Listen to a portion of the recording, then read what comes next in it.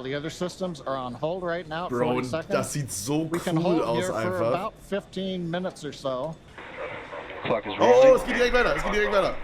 Oh, es hat ein Debate, der kann doch gehen weiter. Bro, das sieht echt cool aus da, Mann. Auch das so drumrum und so. 2 minutes 15.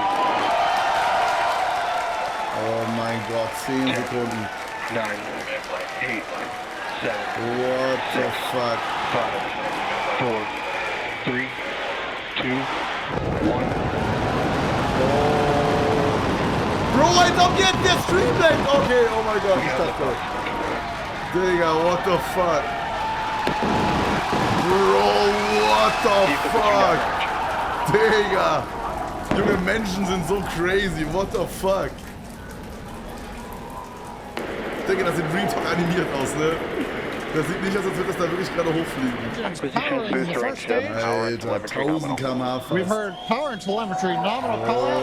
We're heading downrange over the Gulf of Mexico.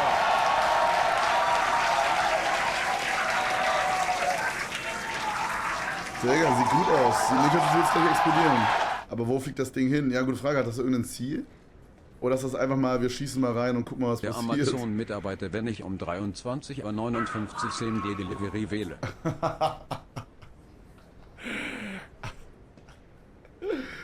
Booster engine cut off. Oh, wir verlieren Speed. Stage separation. Boost back startup. Ship engine ignition. Oh, was ist jetzt? Was passiert jetzt? Ich hab's nicht gecheckt, was ist passiert? Wo ist dieser Booster jetzt ab? Ist es dieser Booster, der zurückfliegt? Ist es dieser reusable Booster? Ja? Oh, das ist... No, Joe, das ist so cool.